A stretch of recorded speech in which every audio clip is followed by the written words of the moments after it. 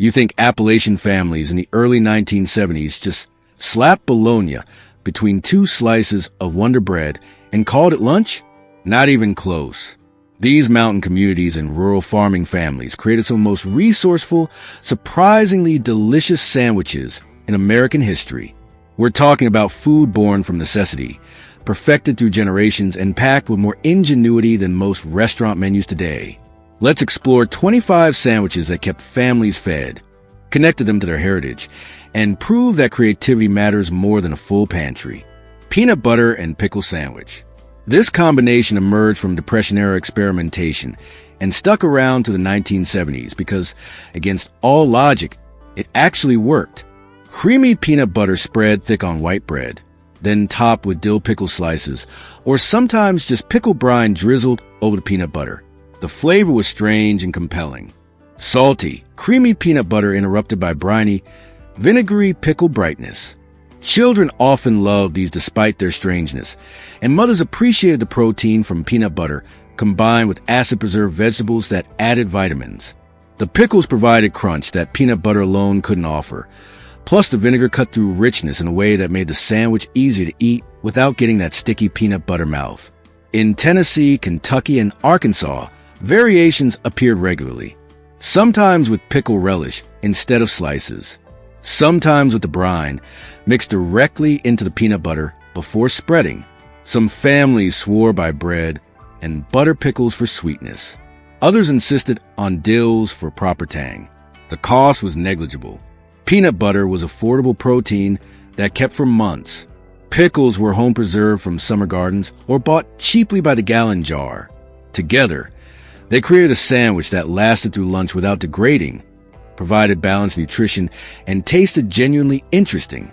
Food historians trace this combination back to the 1930s, but families kept making it through the early 1970s because it worked.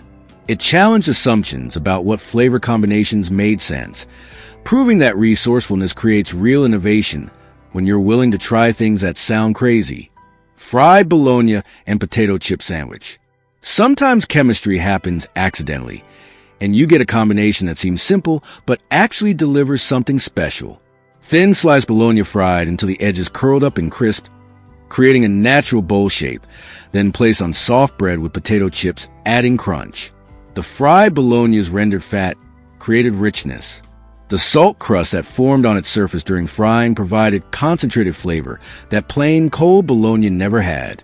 The potato chips offered textural contrast and additional salt, turning what could have been boring into something genuinely satisfying. In working-class neighborhoods throughout the South, this sandwich appeared regularly. Bologna was refrigerated meat that stayed good for weeks. Potato chips came in bulk bags costing pennies. Bread was abundant. Together, they cost maybe 20 cents per sandwich and filled you up properly. Mothers made these for lunch pails. Fathers grabbed them for job sites. Children found them in school bags and actually looked forward to lunch instead of dreading another plain sandwich. The beauty was the texture contrast. Crispy fried bologna edges against soft bread, cushioned by salty chips that added crunch in every bite. This sandwich teaches important lessons about how simple combinations executed with attention to texture and flavor create something memorable. The fried bologna and chips weren't luxurious ingredients, but together they were absolutely, undeniably delicious. Proof that cooking greatness isn't about expensive ingredients, but about understanding how flavors and textures interact to create satisfaction. Peanut butter and bacon sandwich. This combination represented the moment when scarce resources could be combined into something approaching luxury. Crispy bacon provided smokiness and salt. Creamy peanut butter offered richness and protein.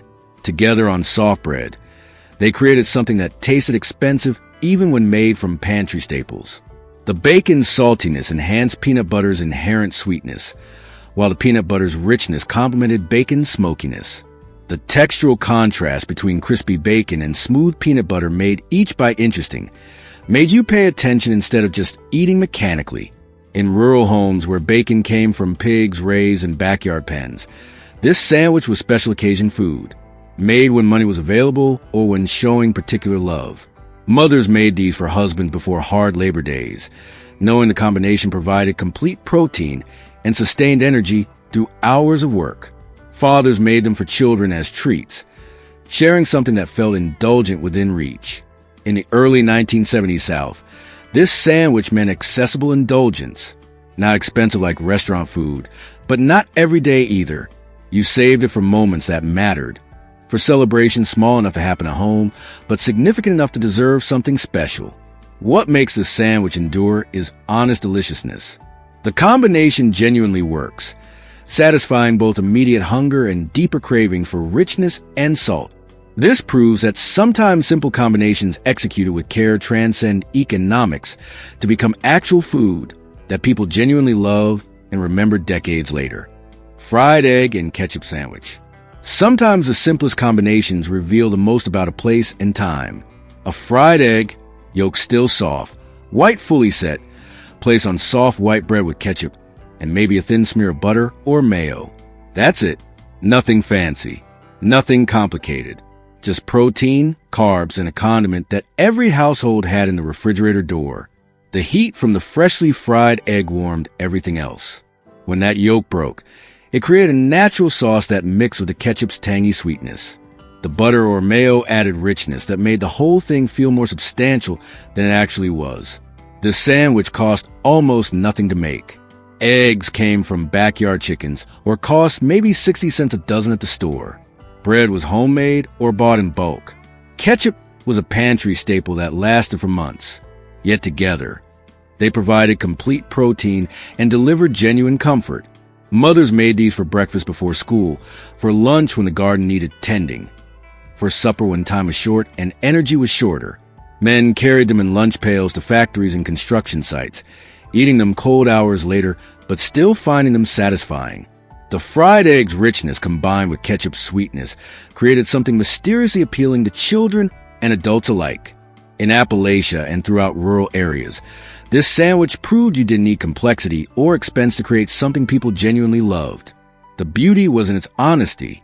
No pretense, no apologies, just real food that filled bellies and tasted good enough to crave. Fried egg and cheese sandwich. The fried egg and cheese sandwich was breakfast simplicity at its finest, featuring ingredients most families always had on hand and techniques even children could master. A fried egg, cooked however you preferred, with melted cheese between slices of buttered toasted bread, created something warm, satisfying, and genuinely comforting. The egg could be cooked over easy for a runny yolk that added richness when it broke, or over hard for easier eating without mess. American cheese was the most common choice because it melted smoothly and had mild flavor that complemented eggs without overwhelming them. The bread got buttered on the outside before grilling, creating golden crispy exterior that contrasted with creamy interior. This sandwich was often made for a quick breakfast before school or work, for late night snacks when hunger hit unexpectedly, representing comfort food that could be prepared in minutes. The key was timing, getting the egg cooked properly while the bread toasted and the cheese melted, requiring coordination that became automatic with practice. Some families added bacon or ham to make it more substantial. Others kept it simple with just egg and cheese. Understand that sometimes less is actually more. The sandwich was particularly popular with children because it was mild and familiar, with teenagers because it was filling and could be made independently without adult help. It represented a time when breakfast was cooked at home rather than grabbed on the go, when families gathered around kitchen tables to start their day together. The fried egg and cheese sandwich was honest food that made no pretensions but delivered satisfaction and nourishment in every bite. Fried green tomato sandwich. Picture a September morning in rural Georgia, 1972. The first frost warning crackles over the AM radio, and every gardener in the county knows what that means. Get to those tomato plants before Mother Nature does. Those green tomatoes that won't ripen in time, they're about to become dinner. The process was simple but required timing. Thick slices of firm green tomatoes, maybe half an inch each, got dredged through seasoned cornmeal. The cornmeal had to be the right grind, not too fine or it'd slide off, not too coarse or it wouldn't coat properly. Into a cast iron skillet with bacon grease or lard heated until it shimmered. The tomatoes hit that hot fat with satisfying sizzle, cooking until the exterior turned golden brown and crunchy while the inside stayed firm and tart. slapped between two pieces of soft white bread with a generous smear of Duke's mayonnaise. This sandwich delivered a texture combination that grocery store tomatoes could never match. That first bite gave you crunch, then the tangy brightness of barely ripe fruit, all mellowed by rich mayo. The acidity made your mouth water. The crunch kept you interested, and the soft bread tied it all together. In tobacco country and small mountain towns, this sandwich meant something beyond taste. It represented the narrow window between summer abundance and winter scarcity. Every tomato mattered. Families shared these at Wednesday night church suppers, packed them in metal lunch pails for field work, and served them at supper tables when everyone was too tired from harvesting to cook anything complicated. Ham and cheese sandwich. The ham and cheese sandwich was a dependable workhorse that appeared in lunch boxes everywhere. The default choice that never disappointed, even if it never particularly excited anyone either. Thick slices of deli ham and cheese, usually American, Swiss, or cheddar, layered between bread with mustard, mayonnaise, or both. The beauty was dependability. It was the same whether packed for school lunch, served at a picnic, or grabbed for quick dinner. Families bought ham by the pound from local delis where it got sliced fresh and wrapped in white paper. The cheese was equally important, needed to complement the ham without overpowering it. American cheese was a safe choice for children. Swiss added more mature flavor that adults preferred. Some families upgraded with lettuce and tomato, creating more substantial sandwiches that could serve as complete meals. Others kept it simple with just meat, cheese, and condiments. The sandwich represented reliability and tradition, the kind of meal fathers took to work and children ate at school without complaint. It required no special skills to prepare, but doing it well meant choosing quality ingredients and taking care with proportions. Too much ham overwhelmed the cheese. Too much cheese made it heavy. The right balance created something satisfying and familiar. The ham and cheese sandwich was democratic food. It crossed all social and economic lines, equally at home in a construction worker's lunchbox and a businessman's brown bag. During hard times, even this simple sandwich was a small luxury that families appreciated, proof that sometimes the most ordinary combinations become comforting through their very familiarity. Tuna salad sandwich. The tuna salad sandwich was a lunchbox staple that appeared so regularly in American homes it became almost invisible, just part of the weekly rotation that mothers relied on for feeding families efficiently. The base was simple: canned tuna mixed with mayonnaise, but variations were endless depending on family tradition and personal preference. Some families added chopped celery for crunch and freshness. Others included hard-boiled eggs for extra richness and protein. Sweet pickle relish was common, providing tiny bursts of flavor and texture that made each bite interesting. More adventurous cooks added chopped onions, capers, or even curry powder for complexity. The sandwich was typically served on white or wheat bread with lettuce leaves to add freshness and prevent bread from getting soggy, a practical consideration for sandwiches that might sit in lunch boxes for hours.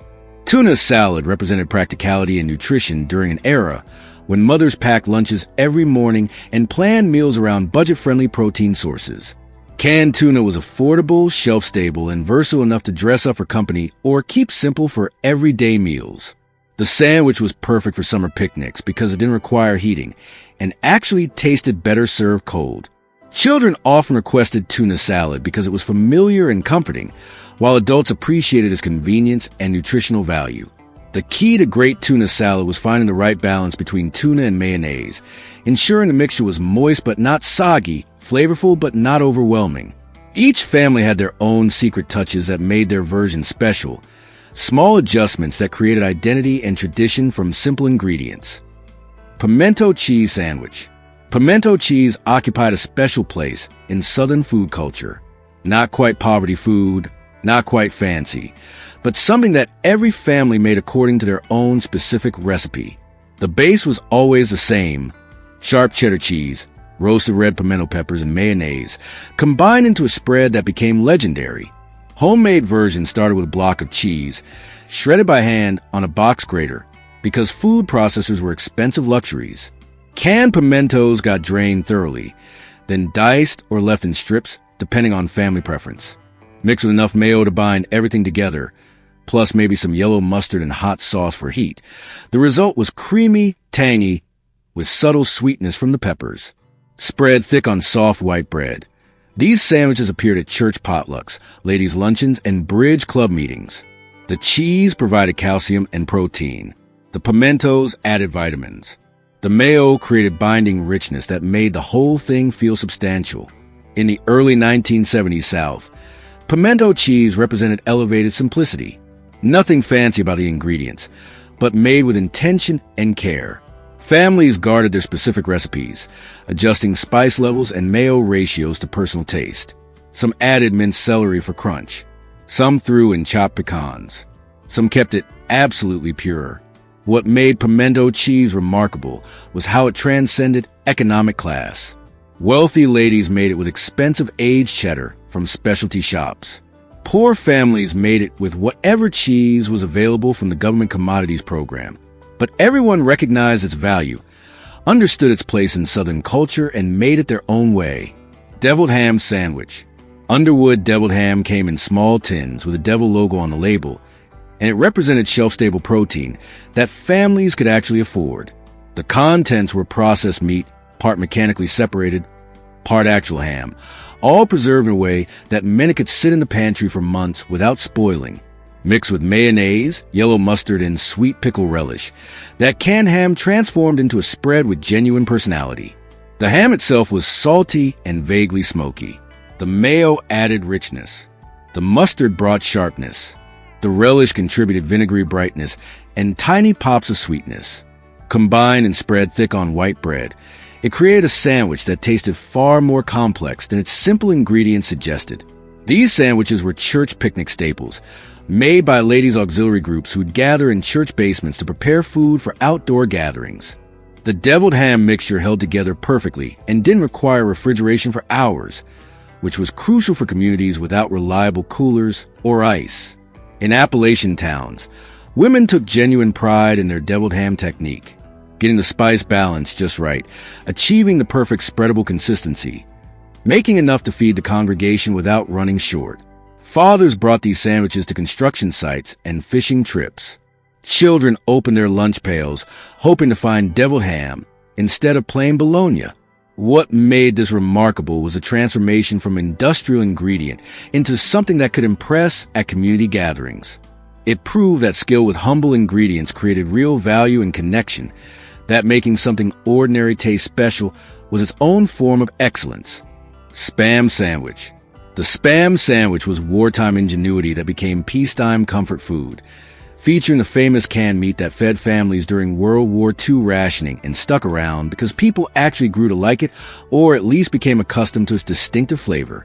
Spam could be served cold, sliced thin and layered on bread with mustard and lettuce, or fried until crispy and served warm with the edges slightly caramelized. The meat was salty with a distinctive flavor that people either loved or hated, no middle ground. During rationing, it was often the only meat available, period. Families learned to prepare Spam various ways to keep it interesting. Some sliced it thick and grilled it like ham steaks. Others cubed it and mixed it with eggs for breakfast.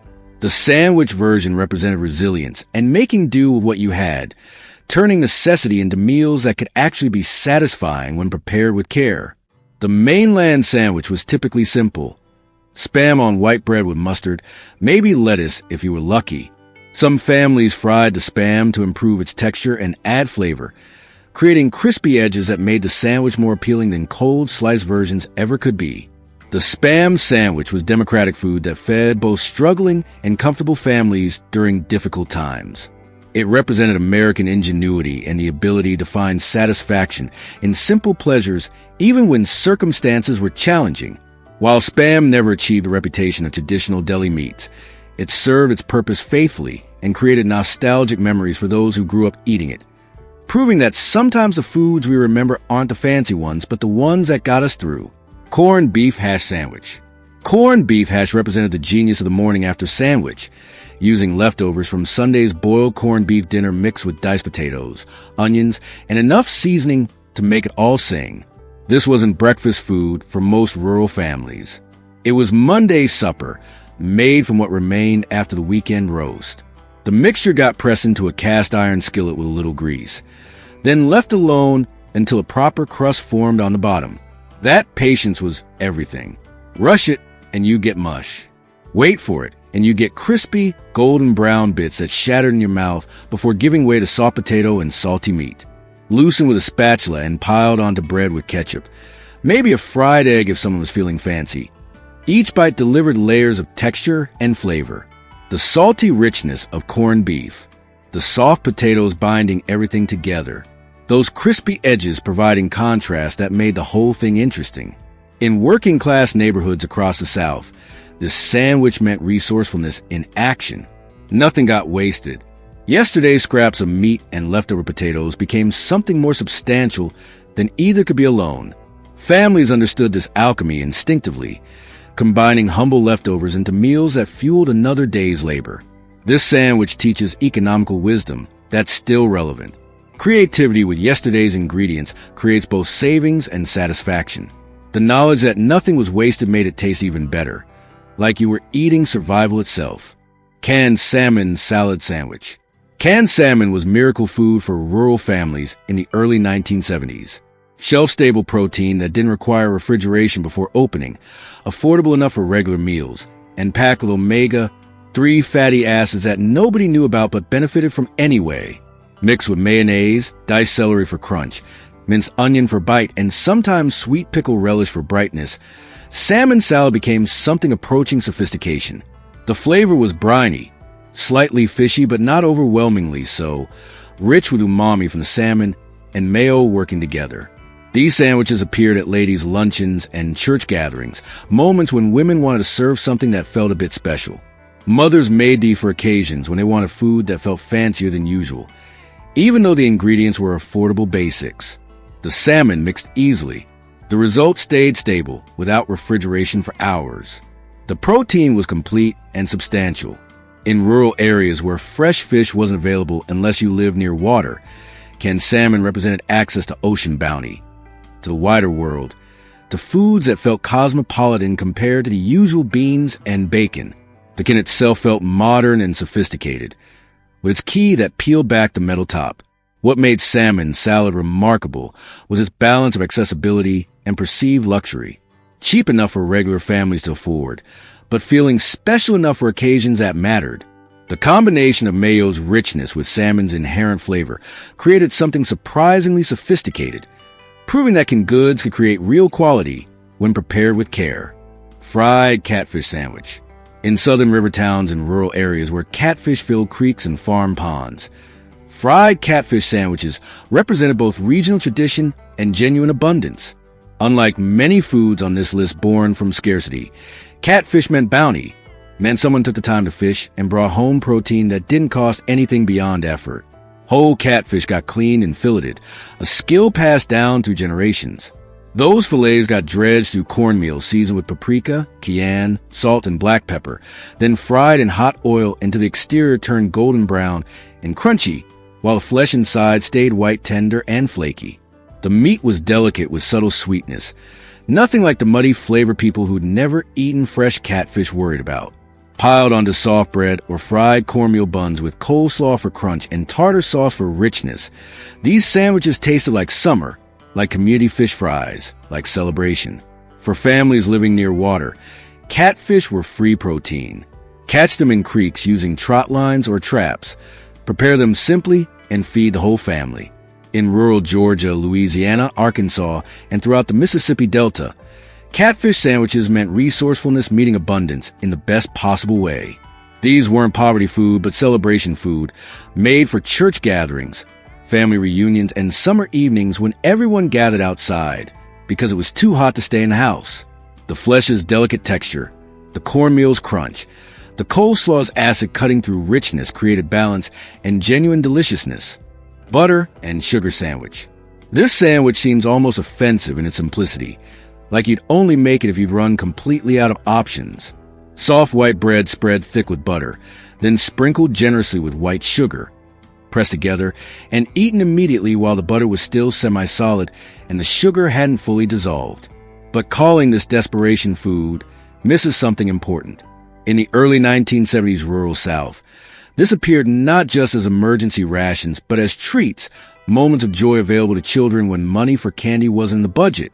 Mothers made these for sick children who needed comfort, for special treats during long work days when everyone needed a boost, for moments when a little sweetness could brighten a difficult day. The taste was straightforward. Butter's richness, sugar's sweetness, bread's neutral base, creating something between a sandwich and a candy. Yet psychologically, this combination delivered something powerful. A moment of indulgence that cost almost nothing, but felt luxurious to a child who had little else.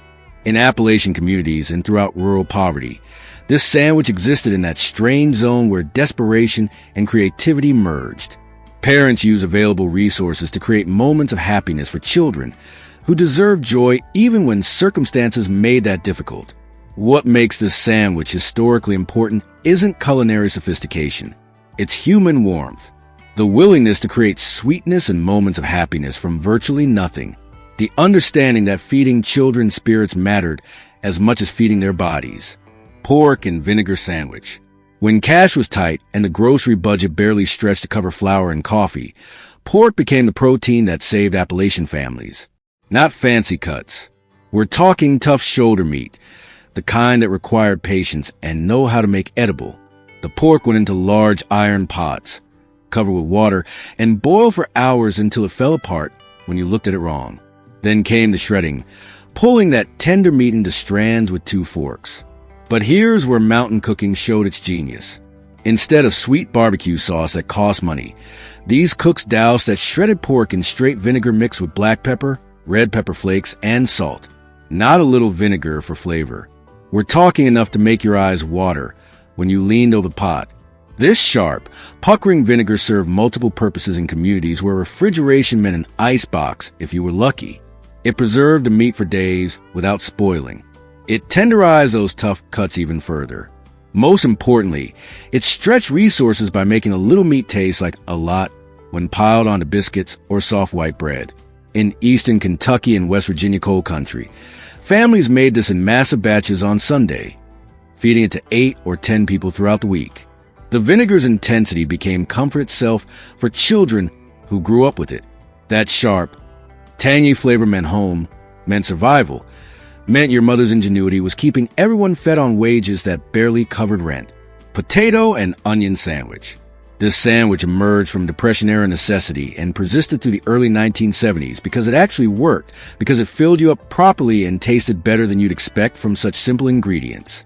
Boiled potatoes and onions got mashed together with butter, salt, pepper, sometimes bound with a bit of egg if one was available, then spread thick on bread. The mixture was starchy and filling, nearly free to make. Potatoes were garden staples that stored in root cellars through winter. Onions hung in braids from kitchen rafters, lasting for months. Butter and salt were pantry basics bought in bulk when possible. Together, they created substance from almost nothing. In Appalachian communities, this sandwich meant security. Potatoes didn't spoil quickly when stored properly. They provided carbohydrates and energy needed for physical work. They stretched to feed large families when meat was out of question. The cooked potato onion mash, when properly seasoned, developed sweet and savory complexity that made it genuinely comforting, not just filling. Mothers made these for supper during winter, when fresh food was scarce and the root cellar was all that stood between a family and hunger. Children packed these in lunch pails, knowing they'd stay relatively warm through the school day if wrapped properly. The simplicity was almost meditative. Warm mashed potatoes between bread. Nothing fancy. Nothing apologetic. Just food that worked. What makes this sandwich important is how it represents stability during uncertainty. Knowing that potatoes stored in your root cellar could feed your family through lean months created psychological security as important as the calories themselves. Grape jelly and loaf meat sandwich. This combination sounds absolutely wrong until you understand Depression-era ingenuity carried forward by families who never forgot what real hunger felt like. Processed loaf meat, the cheapest lunch meat available, often contained parts better left unexamined.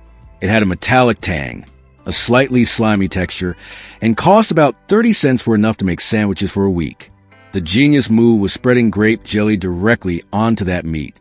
The jelly's sweetness masked the off-putting metallic flavor, while adding moisture that made the whole thing easier to swallow. The result tasted almost like an accidental dessert, offering psychological comfort that transcended its humble components. Children especially loved these, and mothers made them knowing that sweetness could transform a meal kids might otherwise refuse into something they'd actually look forward to. In Kentucky, West Virginia, and rural Georgia throughout the early 1970s, this sandwich represented making peace with what the food budget allowed. A jar of Welch's grape jelly cost maybe 50 cents and lasted through several weeks of school lunches. The sugar hit the bloodstream quickly, providing energy for afternoon classes or farm chores. The protein, such as it was, kept hunger at bay until supper. What made this remarkable wasn't culinary achievement. It was a mother's understanding that a little sweetness could make scarcity feel less like suffering, that creating moments of pleasure, even from limited resources, was worth the effort. This sandwich reminds us that love shows up in unexpected places, sometimes between two slices of bread with ingredients that shouldn't work, but somehow do. Fried liver mush sandwich. Liver mush was a peculiar Appalachian creation that outsiders found baffling and locals considered essential. Made from pork liver, pork meat scraps, cornmeal, and spices pressed into loaves, it turned organ meat into something stable, storable, and endlessly versatile. The preparation happened in large batches. Liver and meat scraps boiled together until tender. Then everything got ground or finely chopped before mixing with cornmeal and seasonings. Pressed into loaf pans and left to set, the result was firm enough to slice, but tender enough to eat. Sliced thick and fried in a cast iron skillet, those slices developed a crispy exterior while staying soft and almost creamy inside. The flavor was deeply savory, vaguely liver-like but mellow by the cornmeal and pork, almost sausage-like in its complexity. The crispy edges shatter between your teeth before revealing that tender interior. In North Carolina's Piedmont region and throughout Appalachia, liver mush sandwiches were breakfast tradition, Sunday supper staple, and country store lunch standard. Piled onto bread with mustard, pickles, or just butter, these sandwiches delivered sustained energy crucial for farm work that started before dawn and didn't end until dark. Liver mush appeared at church breakfasts, got packed for school lunches, and lined dinner tables across generations. What outsiders sometimes found off-putting was actually ingenious resource management, turning liver into something that fed families for days while providing serious nutrition. This sandwich represents cultural identity so strong that despite modernization and changing tastes, liver mush remains celebrated in Appalachian communities who still make it according to their grandmother's recipes. Liver and onion sandwich. Liver divided families into two camps: those who understood its value and those who couldn't get past the idea of eating organ meat. In working-class homes where nutrition mattered more than preference, liver appeared regularly because it was cheap, packed with iron and B vitamins, and went far when prepared correctly. Sliced thin and fried in butter with onions until the liver became tender and the onions softened into sweet mush. This combination developed deeply savory, almost mushroom-like complexity. The key was not overcooking. Liver turned tough and bitter when cooked too long, but done right, it stayed tender with a mineral richness that paired perfectly with sweet onions. Piled onto buttered bread or biscuits with those onions creating natural sauce. This sandwich delivered nutrients that growing children and hardworking adults actually needed. In Appalachian communities throughout the rural South, liver and onions meant Tuesday's supper, something made when money was tight, but nutrition needed to be solid. Mothers understood that liver's richness meant a small amount went far, especially when stretched across multiple children and a husband doing physical labor. The smell of frying liver filled kitchens and drifted through neighborhoods, announcing dinner time to everyone within blocks. What seems off-putting now, eating organ meat between bread, was actual nutritional brilliance and culinary sophistication. Nose-to-tail eating wasn't trendy vocabulary, but basic family economics.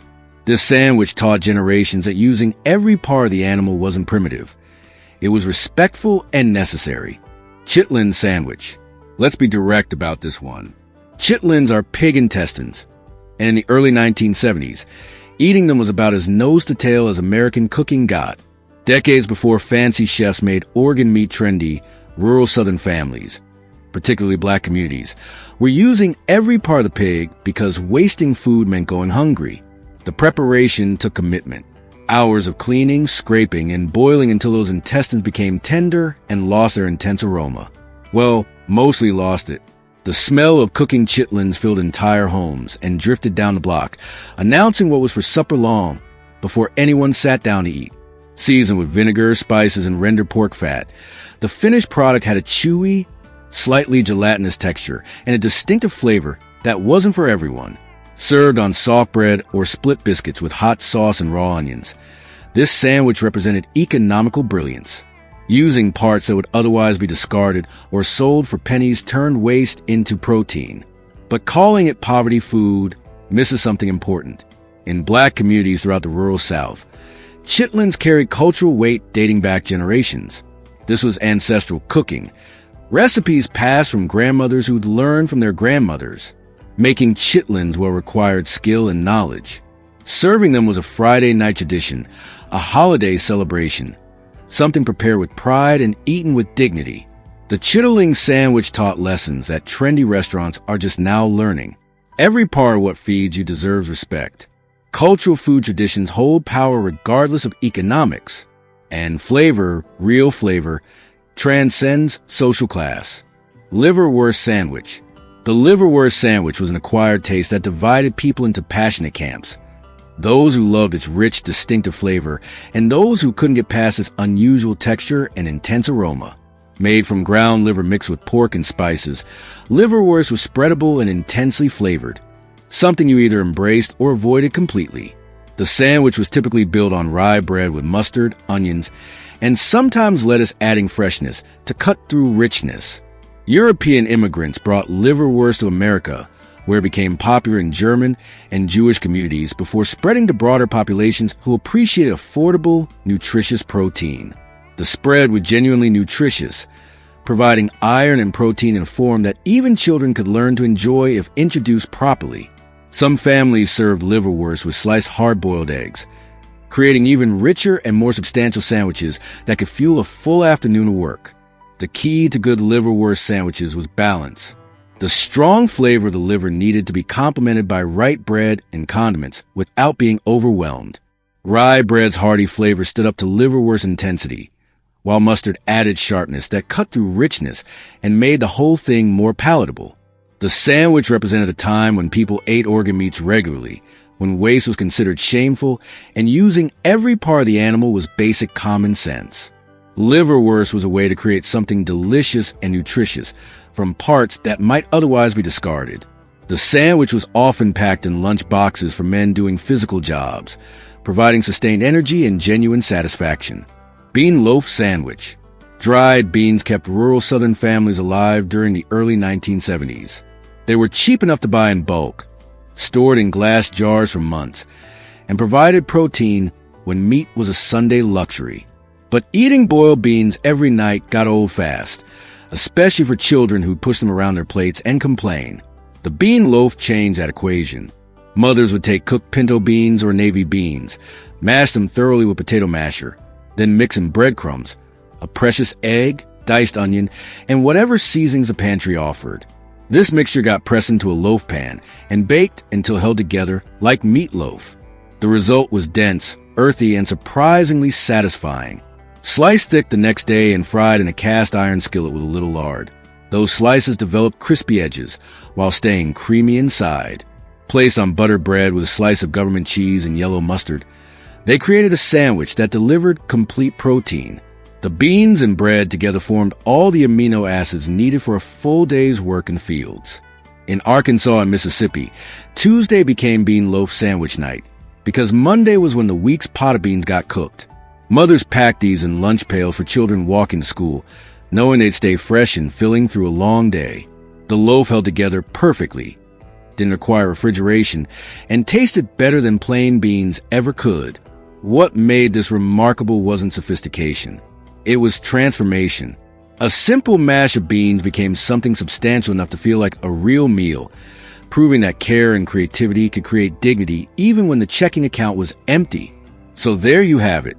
25 sandwiches that tell the real story of rural American life in the early 1970s. These weren't Instagram-worthy creations or chef-driven innovations. They were survival, creativity, love, and tradition packed between two slices of bread. They prove that resourcefulness creates genuine cuisine, that limitation breeds innovation, and that some of the best food ever made came from people with almost nothing except determination and care. Which of these sandwiches do you remember eating? Did your family have their own version of any of these? Or maybe a completely different hillbilly sandwich that kept your household fed during those years? Drop a comment below and share your food memories. And if you enjoyed this trip down memory lane, make sure to subscribe for more forgotten food history that deserves to be remembered.